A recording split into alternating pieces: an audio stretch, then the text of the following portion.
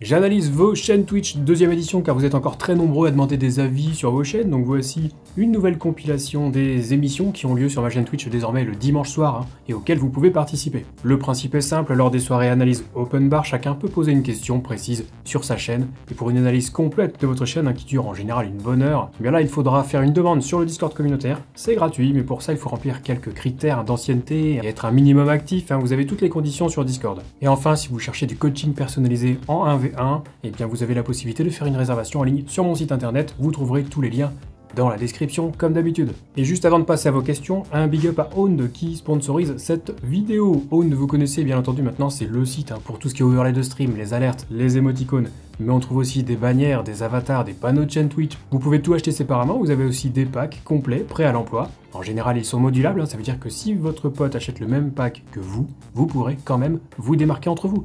Comme par exemple avec le pack de stream Zero Absolute Gaming, développé spécialement en partenariat avec Owned. Et si vous réalisez vos achats sur owned.tv en passant par mon lien affilié qui se trouve dans la description juste en dessous, je toucherai une petite commission et en prime avec le code TOMTOM, vous aurez 50% de réduction sur toute la boutique. Alors qu'est-ce qu'on dit ?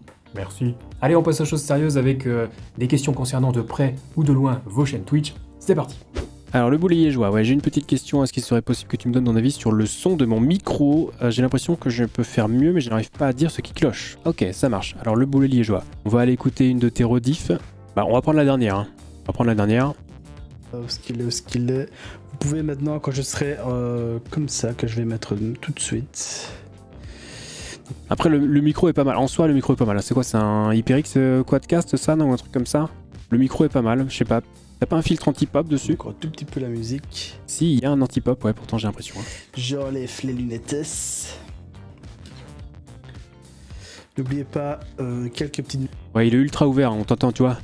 Quand on t'a entendu respirer là. Je pense qu'il faudrait peut-être mettre un petit noise gate dessus. Parce que là, on a l'impression que le micro est très très ouvert, si tu veux. On entend vraiment tout. Tu vois, quand tu respires, quand tu fais un S un peu prolongé, on va jusqu'au bout du S. C'est le quadcast, mais j'ai mis le volume à fond dessus, c'est peut-être ça? Oui, mais c'est ça, c'est sûr. Essaie de baisser un petit peu le gain et de te rapprocher un petit peu du micro. Parce que tu vois, là, je vois qu'il est sur le bras, il est là. Essaie de le mettre là. Alors, c'est un petit peu chiant des fois parce que du coup, ça cache le clavier, mais essaie de le rapprocher au maximum de toi et de baisser le gain un petit peu. Je pense que tu auras un son un peu plus quali encore. Mais pour du USB, ouais, il est très, très bien le quadcast. Sarah Panda qui me demande, tu pourrais me dire ce que tu penses de mes panels? Oui, je peux, yes we can. On va aller sur ta chaîne. On y est, on est là. Les panels, donc on va dans la bio. Et on a les panels. Ça fait néon, c'est ça, hein? Néon, très bien. Ouais, c'est cohérent avec, j'ai l'impression que tu vois, ici je vois du néon aussi là. Donc c'est bien. YouTube, Donate, Twitter, Instagram, donc il y a les réseaux. Il y a la musique ici. Il y a, ça c'est bien, c'est la petite extension que vous pouvez récupérer sur Twitch. Vous allez dans votre tableau de bord, dans le menu de gauche, vous aurez extension.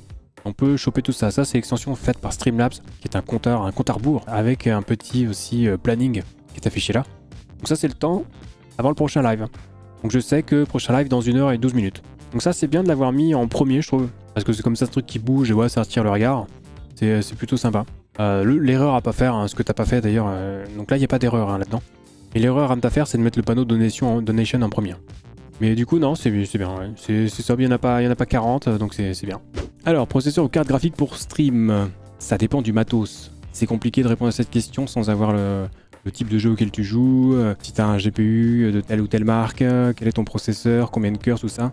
C'est assez difficile de répondre comme ça. En général, quand tu es en mono PC, on a tendance à dire que c'est bien, si tu as une carte graphique Nvidia bien sûr, d'utiliser NVENC, ça soulage le processeur. Après, si tu as un 5900X ou un 5800X, tu peux éventuellement encoder avec le processeur. Normalement, ça devrait passer. Cela dit, si tu es en mono PC et que tu joues à des jeux un peu exigeants ou à haut framerate, tu vois, genre Warzone, tu joues à 144 FPS parce que tu es un Rockstar. Si tu utilises NVENC dans ces conditions et que ta carte graphique est donc déjà sollicitée quasiment à 100%, ça risque de provoquer des saccades sur l'encodeur parce qu'il a besoin de jus aussi et que tout est déjà bouffé par la carte graphique, même si ça utilise une puce dédiée.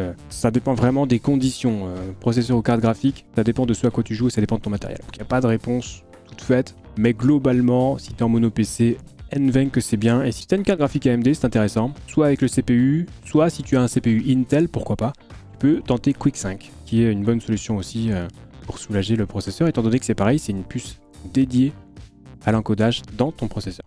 Ok, que penses-tu de mon overlay? J'ai utilisé Owned, mais j'aimerais bien un truc plus personnel. Je me demande si c'est déjà propre. On va regarder ça. Alors l'overlay.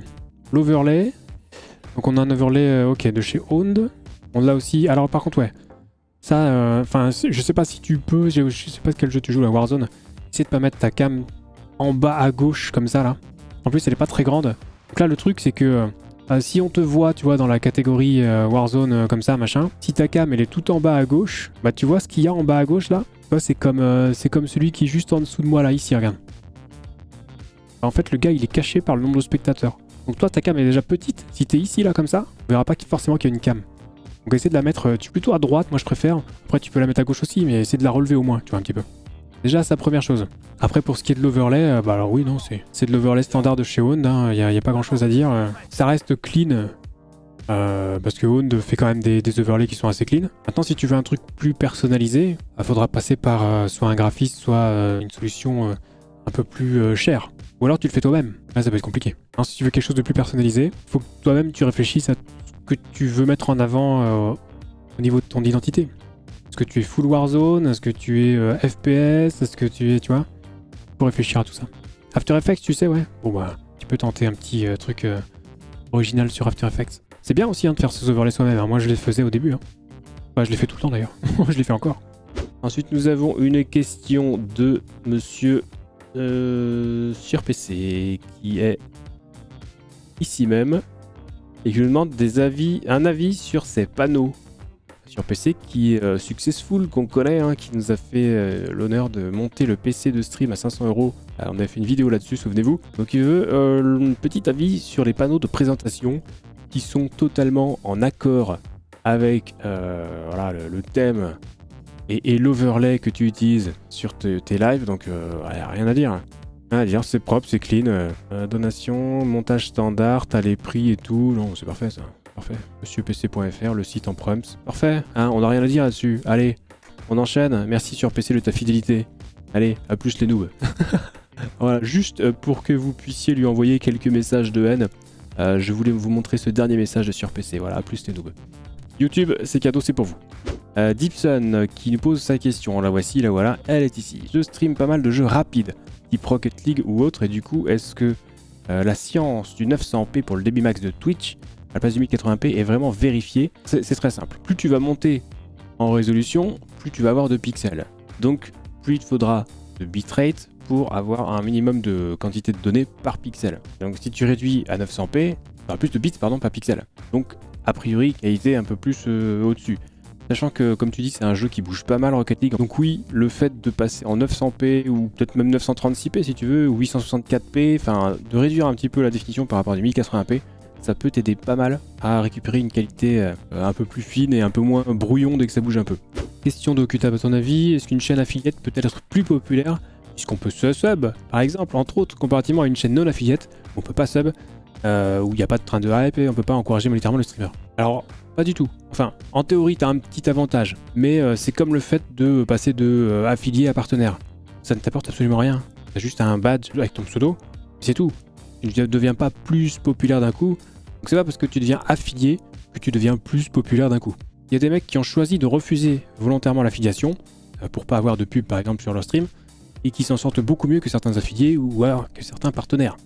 Donc ça en fait ça n'a rien à voir.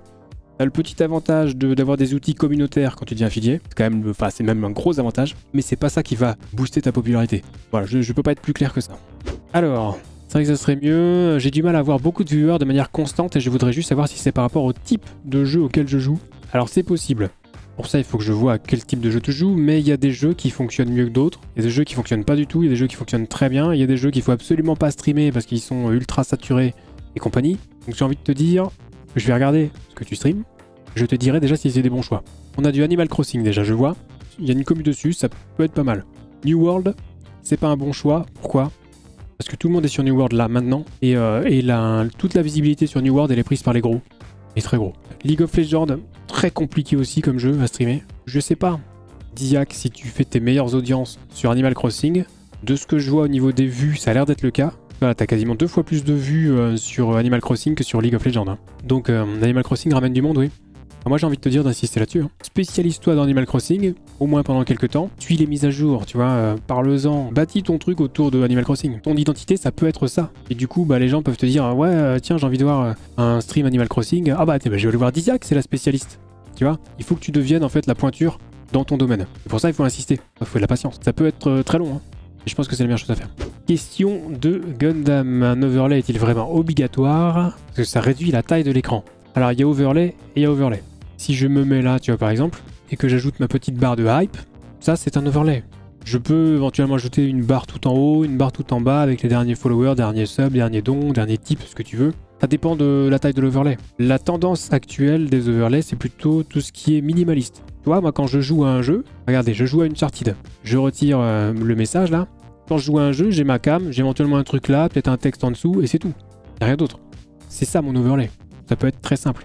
Après, évidemment, si tu mets des last donation, last follower énormes sur ton écran, ça prend les 3/4 de l'écran, forcément, tu réduis la taille du jeu d'une part. Surtout, c'est très moche.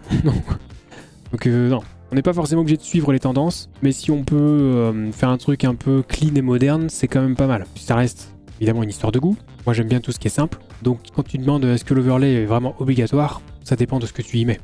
Et ainsi s'achève cette deuxième série de questions concernant vos chaînes Twitch. Si le concept vous a plu, n'hésitez pas à l'indiquer dans les commentaires avec au passage un petit pouce bleu, hein, ça mange pas de pain. Je vous rappelle que pour une analyse complète de votre chaîne, incluant aussi les réseaux sociaux, tout ça, vous pouvez vous inscrire sur le Discord communautaire, à condition évidemment de remplir les critères de sélection, donc d'être actif et membre depuis au moins un mois sur le serveur, et sinon, il vous reste les émissions open bar le dimanche soir sur Twitch, hein, on vous attend avec plaisir. Sur ce, c'est la fin de cette vidéo, on se retrouve très vite pour la prochaine, et d'ici là, bon stream.